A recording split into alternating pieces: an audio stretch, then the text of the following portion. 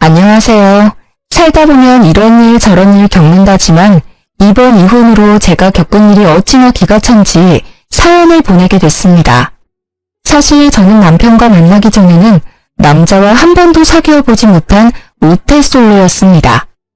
혼자서 뭐든 할 수 있다는 장녀 특유의 책임감과 든든함이 이상하게도 남자를 사귀지 못하도록 막는 느낌이었습니다. 그러나 남편이 저희 회사에 입사하면서 저에게도 봄날이 찾아왔다고 생각했어요. 제가 연상에다가 남편보다 직급이 높았기 때문에 처음에는 남자로 느껴지지 않았습니다. 그렇지만 저에게 열정적인 남편과 끊임없이 구애하는 그 모습에 반해 결혼을 결심했어요. 연애 시에도 금전 부담은 제가 더 많이 했지만 제가 더 많이 벌고 있으니 괜찮다고 생각하기도 했고요. 지금 생각해보면 결혼을 준비할 때부터 위험한 요소는 많았습니다. 신혼집은 제가 가진 전셋집인데 예단 예밀 모두 안 하기로 하고 들어간 거였거든요. 그런 불합리한 조건을 모두 허용할 만큼 저는 남편을 무척 좋아했습니다. 그렇지만 그만큼 사랑했는데 이혼을 하게 된 이유요? 딱 한 가지, 심우의 명품 사랑은 제가 이해하고 넘어갈 수준이 아니었거든요. 게다가 저를 ATM 취급하는 남편과 심우의 몰상식한 행동이 저를 한계로 내몰았어요. 그리고 그 시작은 저와 남편의 5번째 결혼 기념일이었습니다. 그날 아침에 발날 없던 남편이 문자로 연락이 왔습니다. 여보, 오늘 저녁에 백화점 들렸다 가자. 응? 갑자기 백화점이 왜? 왜긴 왜야. 맛있는 거나 먹고 쇼핑이나 하고 오자고. 좋아. 그렇지 않아도 오늘 맛있는 거 먹으러 갈 거라고 예상했어. 풀 메이크업하고 오길 잘했네. 그치? 오늘 백화점 갈 걸 예상했어? 어쩐지 오늘 아침에 왜 그렇게 화려한 옷을 입나 했네. 다행이네. 메이크업이 쓸모없는 게 아니게 돼서. 오랜만에 외식을 하는 것이기도 하고 특별한 날이었기에 좋은 시간을 보내게 해줄 거라는 설렘을 안고 함께 퇴근해 백화점으로 향했습니다. 사실 아침에 아무 말 없어서 조금 시무룩한 상태였거든요. 설마 결혼기념일을 잊었을까? 서프라이즈가 있지 않을까 하는 생각들을 했으니까요. 이렇게 퇴근 시간 맞춰 외식 이야기를 해주니 그렇게 기분이 좋을 수 없더라고요. 그런데 차를 세우고 올라간 백화점 1층 에스컬레이터 앞에 시어머니께서 떡하니 서 계시더군요. 어머 어머님, 여기는 어쩐 일로 오셨어요? 여기 왜 오긴, 우리 효자 아들이 불러서 왔지. 자기가 오는 어머님 오시라고 했어? 어머니 요즘 입을 옷이 없다고 해서 하나 사드리려고 불렀지. 어머님 옷? 이것 때문에 자기한테 백화점 오자고 한 거야. 좋잖아. 옷 사드리고 여기서 식사하고 가면 딱 되겠네. 안 그래? 저는 어이가 없었지만 심호 앞이라 꾹 참았습니다. 저와의 결혼기념일은 까맣게 잊고 있더군요. 남편은 기념일을 자주 잊어버리는 스타일이라 이번에도 그런 거라 생각하고 넘기려고 했어요. 그런데 어머님과 함께 고가의 브랜드점에서 옷을 고르더군요. 어차피 남편이 낼 거라 생각하고 가만히 보고만 있던 제 폰으로 문자가 도착했습니다. 무려 250만 원을 결제했다는 은행의 구매 확인 문자였어요. 저는 당장 이야기는 하지 못하고 꾹 참고 집에 도착하자마자 남편에게 따졌습니다. 당신 정신이 있어? 어머님한테 어떻게 그런 큰 금액의 옷을 사드릴 수가 있어? 그것도 우리 생활비 통장으로. 그 안에 있던 돈 우리 전세계약 연장 때 쓸 돈인 건 알고 있지? 전세계약 아직 시간 좀 남았잖아. 자기가 돈 잘 버는데 무슨 걱정이야? 금방 채워넣으면 되지. 그리고 당신 능력이면 가능하잖아. 걱정하지 마. 그래도 너무 큰 돈이야. 게다가 저번 달에 어버이날에도 용돈 많이 드렸잖아. 그 돈으로 옷 사시면 되는데 어째서 또 당신이 사드린 거야? 그럴 때 쓰라고 용돈 드린 거잖아. 용돈이랑 이번에 나간 옷 금액이면 벌써 돈 500이야. 그 돈은 다른 데 쓰신 모양이더라고. 어버이날 다음 주가 어머니 동창회였는데 들고 갈 만한 백이 없어서 그걸로 가방 하나 사신 것 같던데? 또 명품 가방이야? 올해 들어 벌써 2번째야. 구두, 화장품, 장신구, 매번 사치품이잖아. 어머님한테 그 돈이 전세계약에 필요한 돈이라고 말씀드렸어? 그걸 왜 말해? 솔직히 당신 모아놓은 돈 좀 있잖아. 그걸로 전세계약 연장 때 쓰면 되지. 내가 자기 월급을 빤히 하는데 설마 돈 없다고 하지는 않겠지? 그걸 자기가 다 뺏었으니까 그렇지. 그리고 내가 돈만 벌어다 주는 사람이야? 게다가 잘 벌고 잘 모으면 뭐해? 매번 이렇게 상의 없이 돈을 가져가는데 어떻게 돈을 모으냐고. 시어머니에게 용돈 겸 드리는 게 그렇게 아까워? 지금 돈 좀 많이 번다고 유세야? 우리 집이 당신네보다 못 산다고 지금 유난 떠는 거냐고. 시부모님이 어려우면 달라고 할 수도 있지. 꼭 그런 식으로 생색을 내야겠어?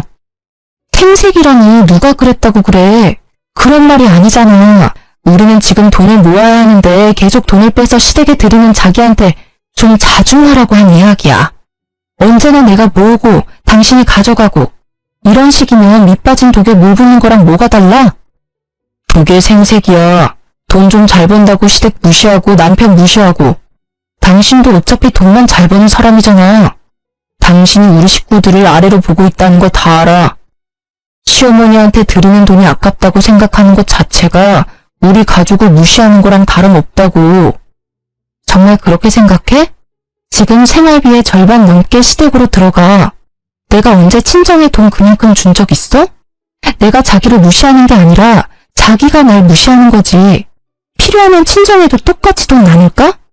나눠. 대신 네 돈으로 돈 들여. 난 한 푼도 못 줘. 친정집에 들어가는 돈이 아까워서가 아니라 네가 하는 짓이 쪼잔하고 치사해서 안 줄 거야. 난 내 돈으로 효도하는 건 당연하다고 생각해. 그럼 너도 네 돈으로 효도해. 나는 앞으로 생활비는 내 카드로 쓸게. 대신 당신은 생활비 통장에 꼬박꼬박 생활비 넣어놔. 그리고 당신한테 준 내 명의로 된 카드도 없애버릴 거니까 알아서 해. 뭐? 갑자기 카드는 왜 없애? 당신이 변화하는 모습 보일 때까지는 안 만들어줄 거야. 앞으로 시댁에 돈 갖다 드리면 나중에 나도 똑같은 금액 친정 어머니께 드릴 거야. 물론 내 월급에서. 시댁에 드릴 돈은 이제부터 자기가 알아서 마련해. 카드를 없애겠다는 제 협박이 통했는지 자기의 돈으로 효도하기는 싫었는지 심울게에 더 이상 돈을 쓰지 않더군요. 그러나 복병은 따로 있었습니다. 생신을 맞이한 시어머님의 생신 축하 자리에서 있었던 일입니다. 저는 그날 어머님이 좋아하시는 명품 스카프를 준비하고 코스 요리전까지 예약해놓은 상태였습니다. 그러나 막상 시목께서는 명품 선물을 받으시고는 심드렁한 목소리로 말했습니다. 이번 생일에는 크루즈 여행을 가고 싶은데 가능하겠지? 네? 무슨 말씀이신지. 이번 생일 말이야. 우리 개원들이 크루즈 여행을 간다지 뭐니. 나만 빠질 수도 없잖아. 당신 또 그 소리야?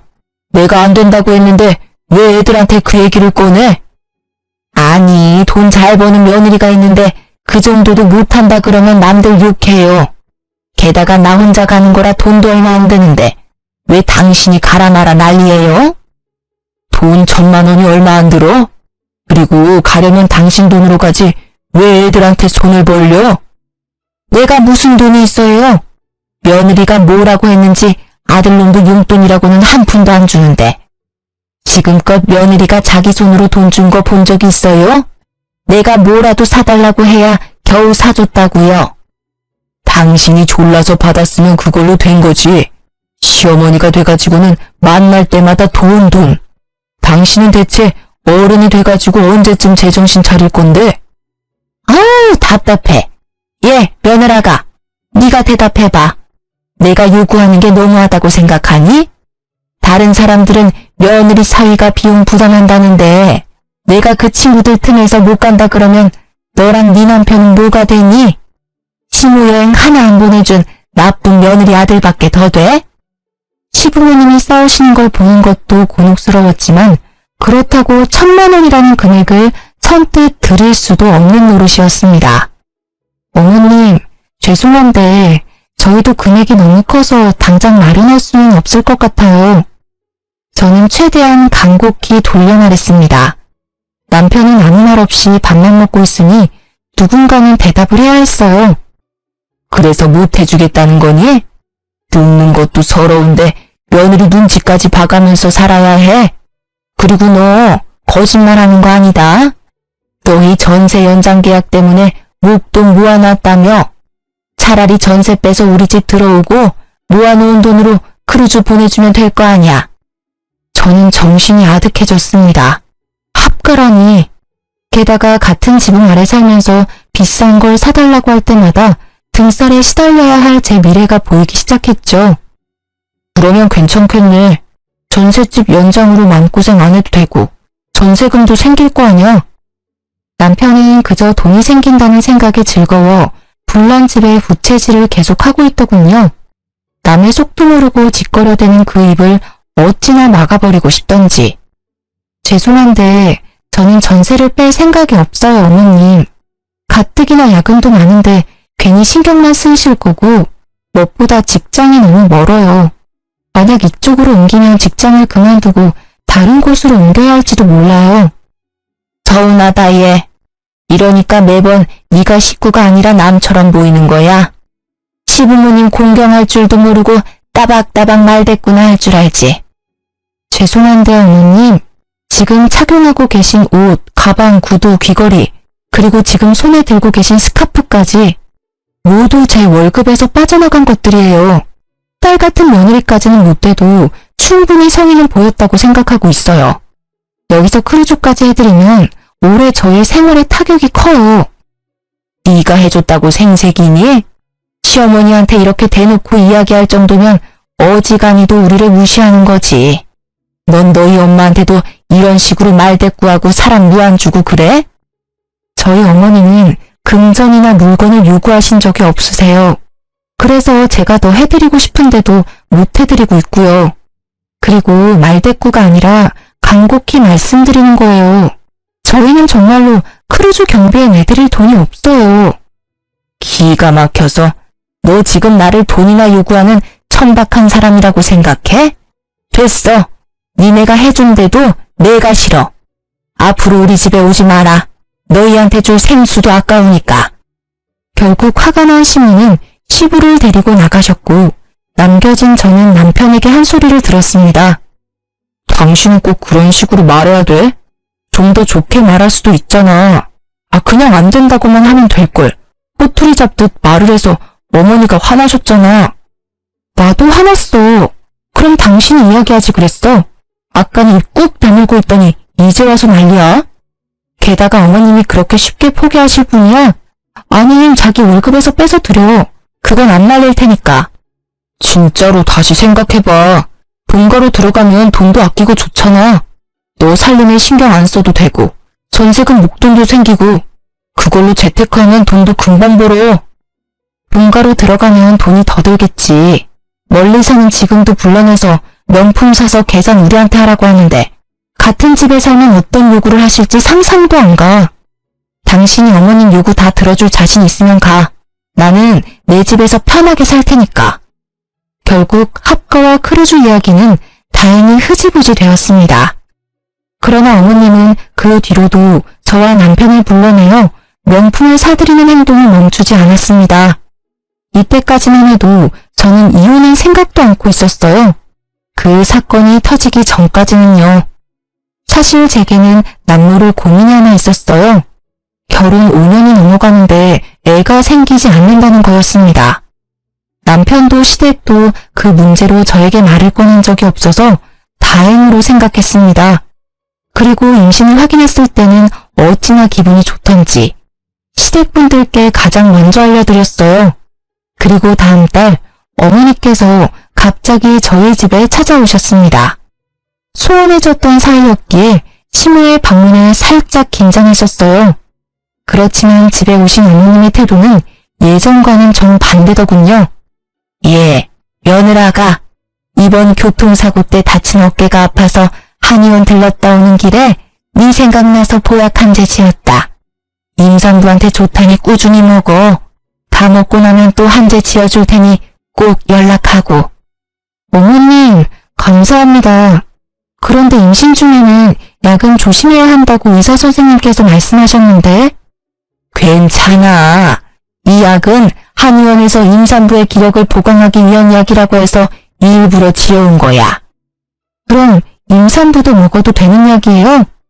그래, 기력도 보해주고 아기집도 튼튼하게 해준다고 해서 특별히 가져온 거니 잘 챙겨 먹어. 너 일이 많아서 걱정이다만 네가 잘 알아서 하리라 믿는다. 약은 아침, 점심, 저녁 3번씩 거르지 말고 꼬박꼬박 챙겨 먹거라. 네, 걱정 마세요. 어머님이 주신 약이니 꼭 잘 챙겨 먹을게요. 그 한약을 전해주는 어머님의 표정이 세상 다시 없을 만큼 온화해 보여서 저는 어머님도 손주를 기다려왔다고 생각했습니다. 그래서 꼭 이 아이를 지키겠다고 다짐했어요. 그런데 한약을 먹고 일주일 뒤부터 배가 살살 아프더니 피가 비치기 시작했습니다. 깜짝 놀란 저는 당장 산부인과를 달려갔습니다. 아기집 주위로 피고임이 좀 보입니다. 최대한 안정을 취하시고 매사에 주의를 하셔야 해요. 저 시어머님께서 한약을 지어주셨는데 계속 먹어도 될까요? 임산부를 위한 보약이라고 해서 지금 먹고 있는데. 일단 복용 중지하시고요. 산모님은 몸이 약하시니 선물 받은 한약에 어떤 한약재가 들어갔는지 꼭 한의원 찾아가서 물어보셔야 해요. 그리고 웬만하면 임신 중에 한약은 안 드시는 게 좋아요. 의사 선생님의 말에 저는 한약을 먹지 않으려 했지만 이상하게도 남편은 그 약을 제가 꼭 먹는지를 확인하더군요. 그래서 어쩔 수 없이 약을 먹을 것처럼 따놓고는 몰래 버린 후 빈 껍질을 보여주는 식으로 무마했습니다. 사실 그때는 미안한 마음이 더 컸으니까요. 그 이후 피가 비치는 일은 없었습니다. 다행이라고 생각하던 중 제 뒷목을 잡게 만드는 일이 벌어졌습니다.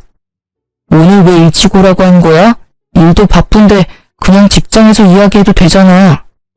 당신 내 퇴직금 중간정산에 대해서 물어봤다면?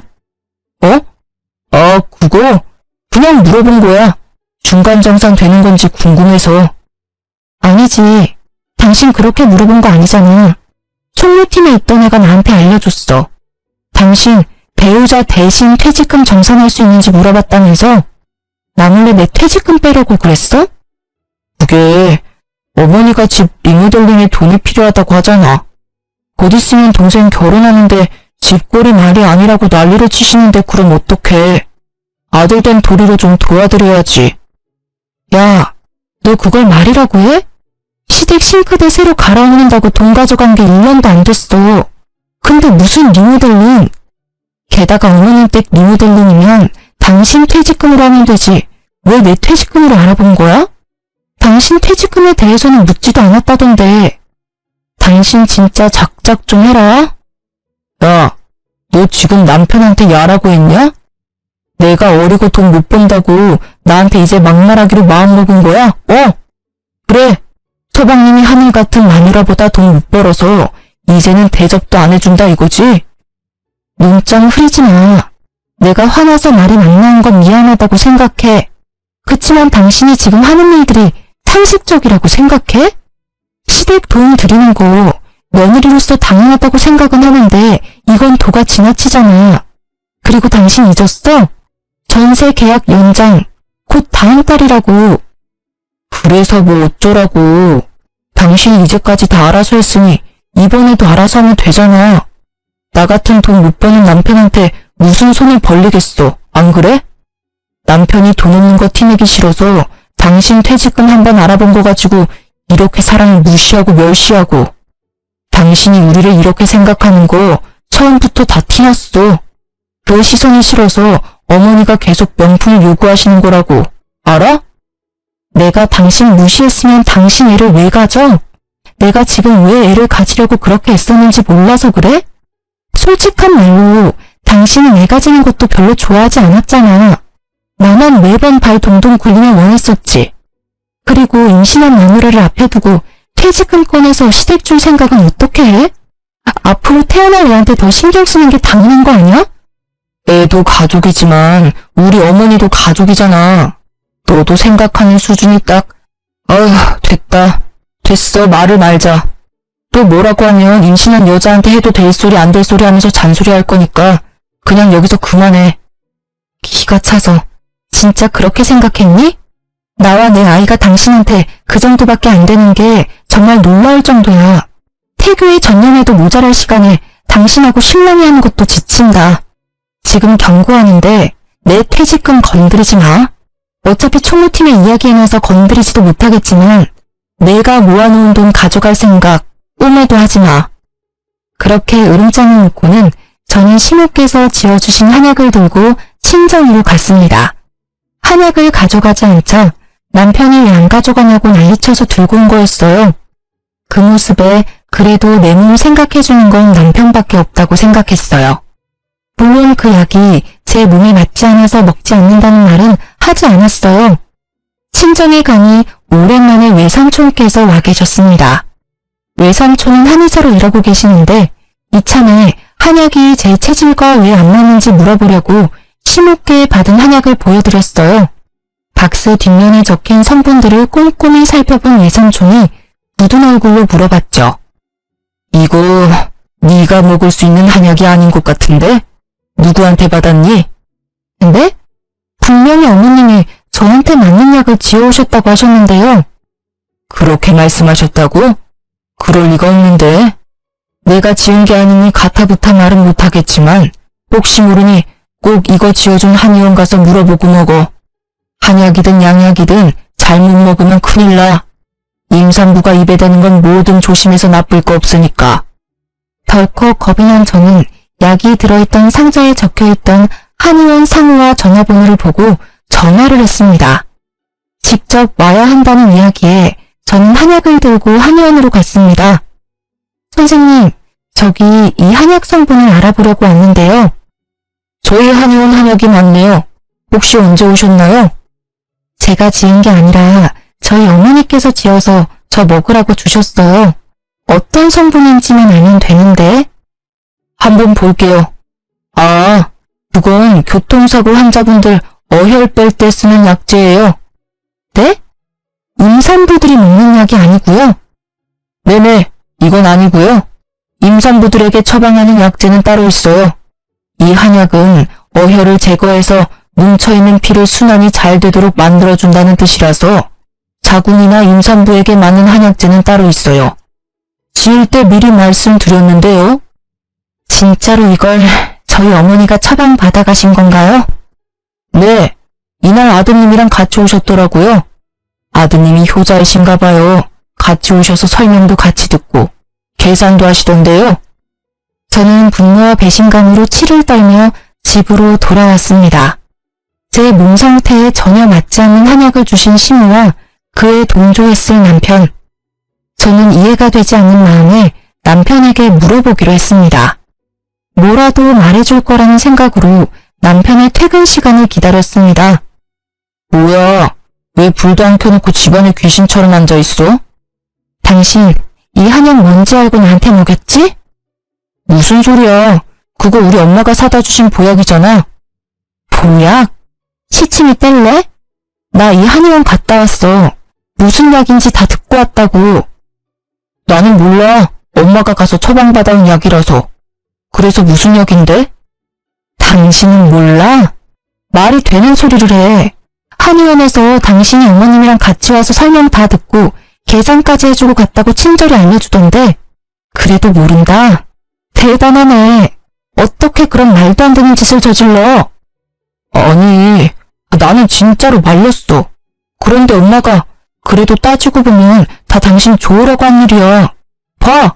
당신이 임신, 출산, 육아휴직이라도 들어가면 경력도 단절될 수도 있고 또 육아휴직 후에 복귀도 못할 수 있잖아. 그런 걱정하는 마음에 어머니가 그렇게 하자고 한 거야. 그게 어떻게 나를 위한 거야. 말이 되는 소리를 좀 해. 이해가 하나도 안 돼. 내가 못 벌면 당신이 벌면 되잖아. 우리 아이야. 어렵게 가진 아이라고. 그런데 그런 아이를 이렇게 쉽게. 정상이니? 나는 당신만큼 돈 많이 못 벌잖아. 게다가 직급도 당신보다 낮고. 여러모로 나보다는 자기가 일을 해야 생활이 돌아가니까 그래서 그런 거지. 정말로 다른 의도 같은 건 없어. 맹세할 수 있어. 다른 의도? 다른 의도라는 건 빨대 꽂을 사람 없어지는 걸 걱정하는 마음이라는 거겠지? 그런 식으로 말한 건 아니잖아. 막말로 육아가 얼마나 힘들어. 게다가 살림하면서 일하고 육아를 병행하는 게 얼마나 힘든지 여러 사람들한테 들어서 알잖아. 어떻게 당신한테 그런 일을 시켜?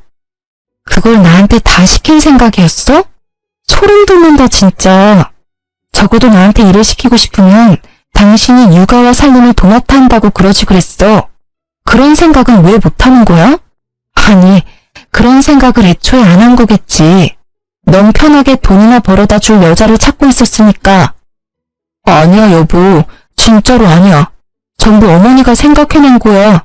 따지려면 내가 아니라 어머니한테 따져. 자신이 궁지에 몰리자 시모를 소환하는 남편을 보니 웃기지도 않았습니다. 그렇게 하면 자신이 저지른 짓이 없던 일이 될 거라고 믿었던 걸까요? 참으로 좁쌀 같은 그 마음과 다른 사람을 탓하는 못된 신보에 그나마 남아있던 정이 뚝 떨어지는 것을 느꼈습니다.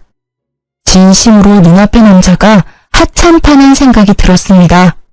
이런 남자와 결혼까지 한 내가 잠깐 정신이 나갔었나 하는 생각까지 들 정도였으니까요. 다 필요 없고 지금 당장 어머님 불러내서 밖에서 밥 먹으러 가. 갑자기 왜? 하라면 해. 직장인 와이프 돈이나 밝히는 천하의 몹쓸 놈이라고 소문나기 전에. 제 으름장에 남편은 시모께 전화를 걸었고 시모가 오기로 한 고급 요리집에 남편도 함께 보냈습니다. 그리고 저는 남편이 가는 걸 본 후 마대자루를 들고 시댁으로 향했습니다. 시모가 집에서 나오는 것을 확인한 저는 시댁으로 들어갔습니다. 아버님이 저의 방문을 보시더니 의아해하시면서도 문을 열어주셨습니다. 아가, 웬일이냐? 네 어머니 지금 집에 없는데? 괜찮아요 아버님. 어머님 안 계시는 동안 잠깐 제가 맡아야 할 것들이 있어서요. 그렇게 말하고 저는 제 카드로 어머님께 사다 드린 용품들을 모두 마대자루에 넣었습니다. 가방, 구두, 옷, 액세서리까지. 넣다 보니 그간 내 돈으로 사들인 것들이 엄청 많더군요. 눈에 보이는 것만 집었는데도 이미 1년치 연봉이더라고요. 저는 한참 더 집을 뒤져 시모의 명품 컬렉션을 모두 마대자루에 담았습니다. 그리고 남편에게 전화해서 시댁으로 어머님 모시고 오라고 했습니다. 집에 들어온 제가 영문 모를 일들을 하고 있으니 시부께서 제게 묻더군요. 이게 다 무슨 일이냐? 혹시 아버님도 알고 계셨어요? 뭐를 말이냐? 산모가 먹으면 안 되는 한약을 일부러 어머님이 주셨어요. 교통사고 난 사람이 먹는 거라던데 한약 어머님 거 맞죠? 뭐? 누가 얼마 전에 교통사고 때문에 받아온 한약인데 왜 자기 거를 너한테 줘? 제 말을 듣던 시부께서는 눈을 동그랗게 뜨고는 반문하더군요. 아버님은 모르는 눈치였습니다. 그게 다행이라고 해야 할지 불행이라고 해야 할지 알고 계셨다면 아버님 선에서 멈춰주셨을 텐데 말이죠. 네가 뭘 잘못 알고 있는 걸 깨다. 그 옆엔 내가 아무리 노망이 들어도 그런 짓을. 그런데 사실이었어요. 이미 남편한테 다 들었거든요. 남편은 어머님이 다 시키신 일이래요. 제가 도대체 무슨 나쁜 짓을 저질렀길래 저한테 이런 일을 하시는 걸까요? 세상 천지에 어떤 시어머니가 그런 망측한 짓을 해요? 소리를 지르며 오열하는 제 모습에 시아버님도 어찌할 바를 모르고 있었습니다. 설마 진짜 그런 일을 저질렀을 거라고 생각지도 못하는 모습이셨어요. 제가 뭔가 오해를 하고 계신다고 생각하시는 시부의 모습이 참으로 딱해 보였습니다. 그때 도어락 문이 열리고 두 사람이 들어왔습니다. 시모께서 들어오시자마자 마대자루에 담긴 본인의 명품들을 보고 난리가 나시더군요. 어머, 얘, 이게 다 뭐야? 왜 집안 물건을 왜 꺼낸 거니? 게다가 이 귀한 것들을 왜 구겨서 자루에 넣은 거야? 세상에, 우리 애기들 몸에 스크래치 생기잖아. 분위기 파악 못하고 귀한 명품 애기들 상처 생길까 전전긍긍하는 시모를 보니 방황하던 마음에 확신이 섰습니다. 아, 이 집 구석은 안 되겠구나. 이혼이 답이구나 하고요.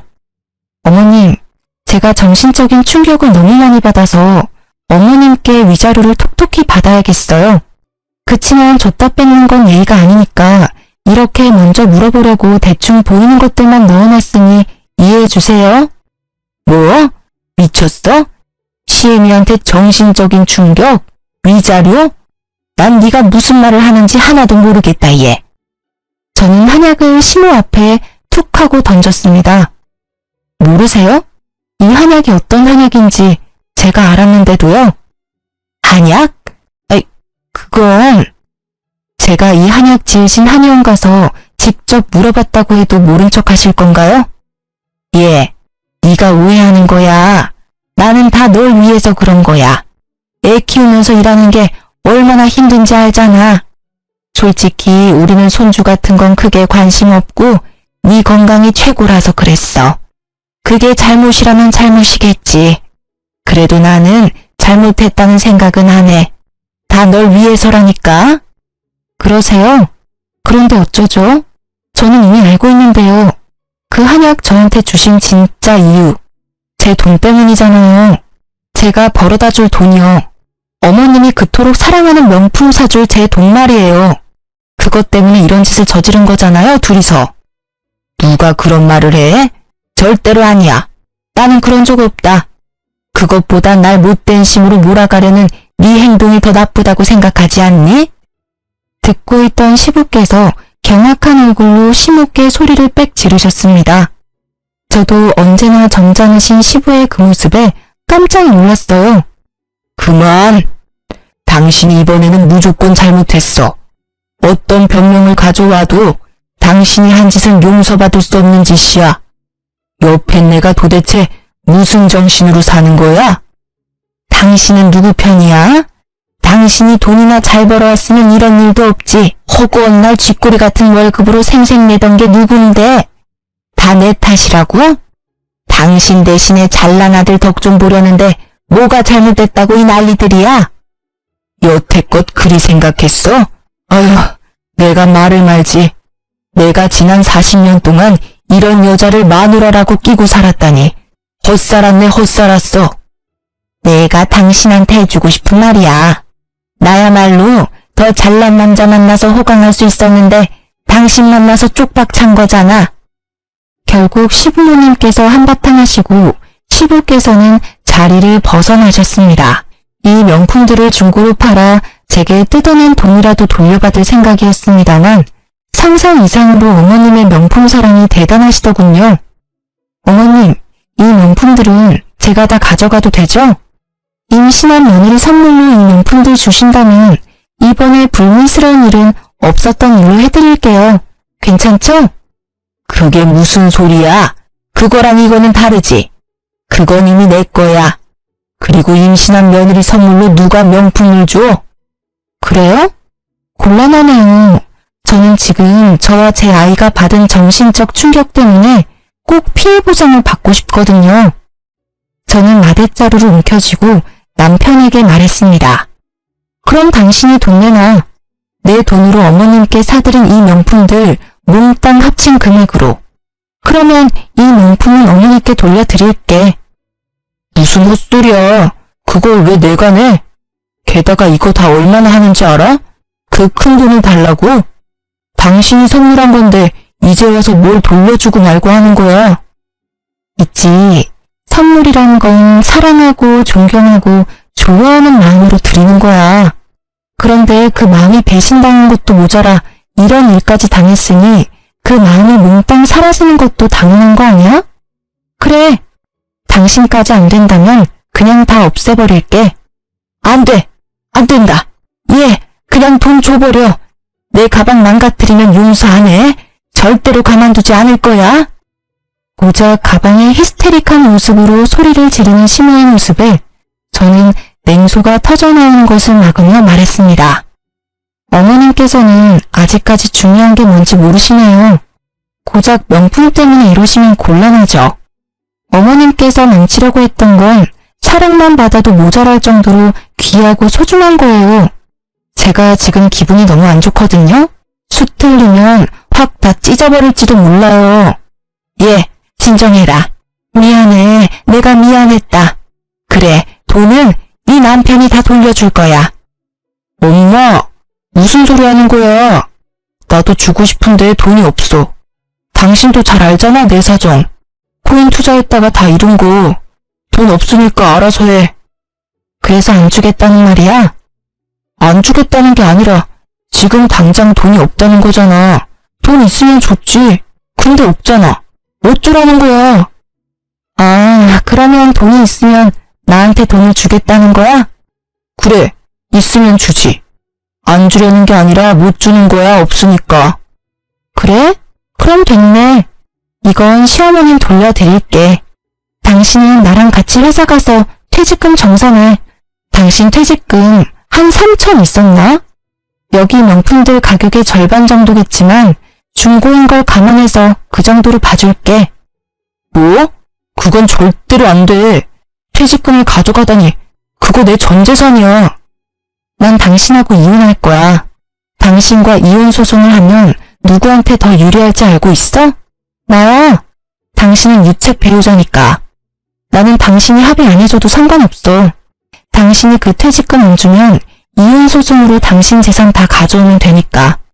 그때는 3천만 원 정도로 끝낼 생각 꿈에도 하지 마. 남편은 결국 3천만 원의 퇴직금을 중간 정산해서 저에게 주었고 저는 남편을 당장 집에서 쫓아보냈습니다. 전셋집도 내가 마련했고 이 집안에 있는 모든 게 내 돈으로 산 거니까 자기는 자기 물건 챙겨서 당신 집으로 가. 그리고 얌전히 이혼 서류나 기다리고 있어. 열쇠며 도어락이며 싹 다 바꾸고 경비실에 남편과 이혼했고 이 집에 안 사니 외부인 절대 들이지 말라고 신신당부까지 했습니다. 이혼 서류를 받은 남편은 여전히 제가 벌어들일 돈과 재산에 미련이 남았는지 저에게 연락을 해오더군요. 여보, 냉정하게 생각해봐. 애를 낳았는데 아빠가 없으면 애가 얼마나 힘들겠어. 남자애면 아빠가 있어야 하고 여자애면 더더욱 아빠가 있어야 하잖아. 애들한테 아빠의 존재를 빼앗는 게 얼마나 나쁜 일인지 알고 있어? 그렇게 애 생각하는 남자가 그런 대단한 생각을 했어? 그래, 내가 태어나서 친아빠라는 놈이 돈 때문에 엄마에게 어떤 짓을 했는지 말해주면 애가 엄청 좋아하겠다, 그치? 어디서 약을 팔아? 그런 말에 속아 넘어갈 줄 알았어? 내가 하도 당한 게 많아서 당신 말이라면 믿고 싶지도 않아. 그러니까 두 번 다시 이런 시덥잖은 이야기로 연락하지 마, 소름 끼치니까. 그 뒤로 전 남편의 연락은 없었습니다. 이혼 후 저는 바쁜 날을 보냈습니다. 혼자서 임신과 출산을 준비하는 것이 보통 일이 아니었지만 친정 식구들이 있어 다행히 잘 해결할 수 있었죠. 아기가 태어나고 첫 돌에 친정어머니가 수고했다며 아기 금부치 사준다며 백화점에 저를 데리고 갔어요. 전 남편이 자주 가던 백화점이라 가고 싶지 않았는데 그 나쁜 예감이 딱 들어맞았는지 하필 가방 매장 앞에서 신우를 만나게 됐습니다. 어머, 안녕하세요. 잘 지내셨어요? 그래. 애가 많이 컸구나. 네. 아빠가 없어도 무럭무럭 잘 커줘서 고마울 뿐이죠. 혹시 가방 사러 오셨어요? 예전에도 이 브랜드 좋아하셨잖아요. 그렇지. 그냥 보러 온 거야. 저도 오늘은 명품 가방 사러 왔거든요. 이상하게도 시모의 몸에 걸친 것들 중에 명품이라고는 하나도 없더군요. 그렇게나 애착하던 가방들도 다 어쨌는지 5만원짜리 가방을 들고 계셨습니다.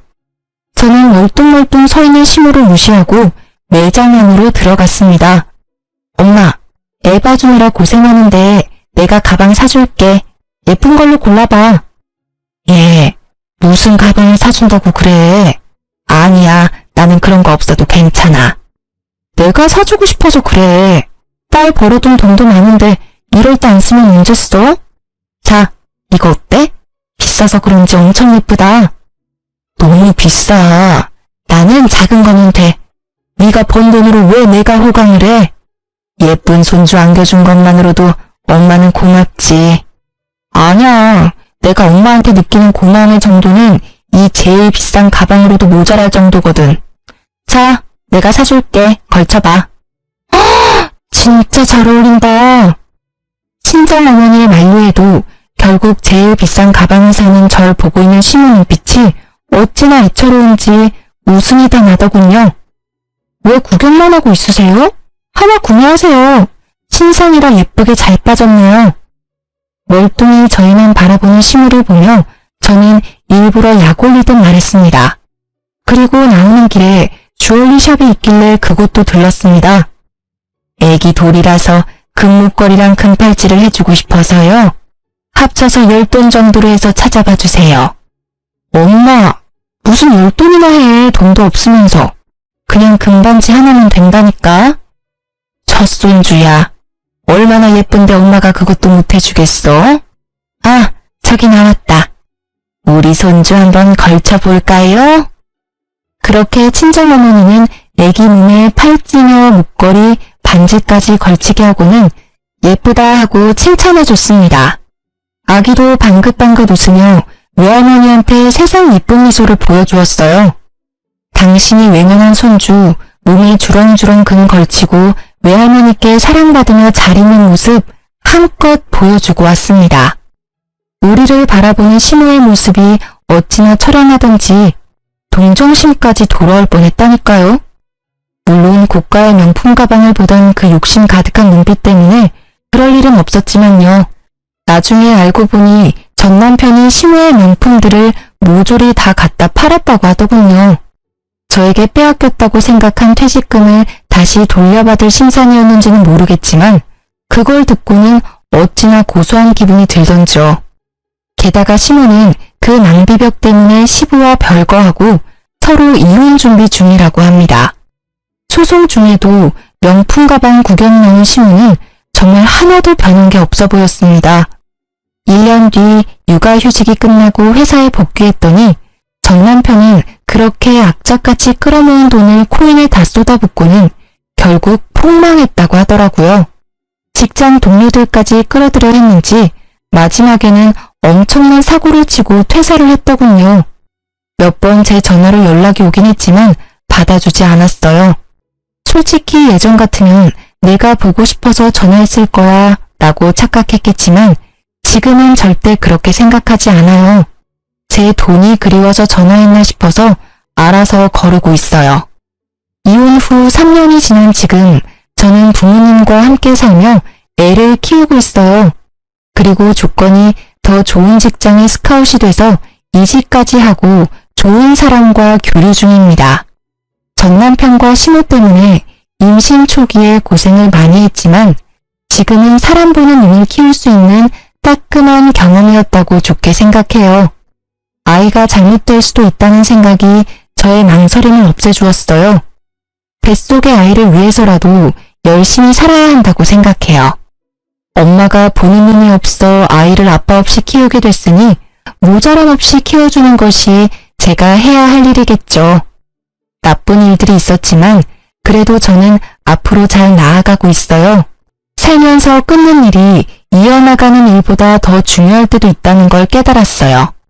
제가 그랬듯 망설이는 모든 분들에게도 제 사연이 좋은 참고가 되었으면 해요. 마지막으로 제 사연에 귀 기울여 주셔서 감사합니다.